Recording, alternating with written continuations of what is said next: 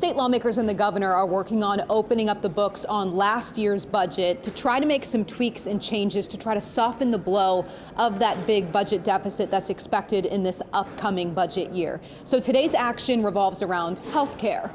The Assembly Budget Committee moved forward with increasing the tax on managed care organizations, also known as MCO, which helps cover the state's cost for Medi-Cal, which is the state's health insurance.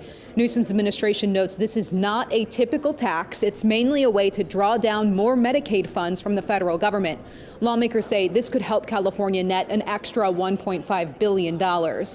We can continue to keep the word for increasing our provider rates as we voted on, and also prevent us from having to go into our healthcare space and cutting some programs and other services for our patients. Some Republicans have been critical of the budget that earmarks billions to expand the state's health insurance to undocumented immigrants. Officials today said the money as a result of this action would not fund that program because it uses federal dollars. Now, it does give the state more wiggle room to use its general fund on that expansion. You're assuring us that none of this money that we're taxing, the $1.5 billion and the reimbursement from the federal government, is going to be used on the new illegal immigrant health care funding or coverage?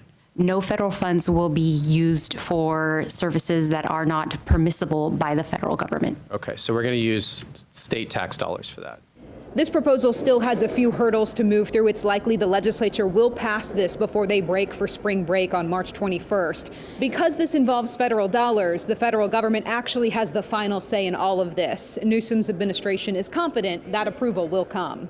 We've had assurances from the federal government that they will move in a timely manner on this. This is just one action of about $8 billion worth of early budget action that the governor and state lawmakers are negotiating right now.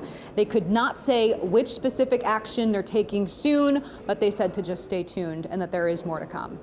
Reporting at the state capitol, Ashley Zavala, KCRA 3.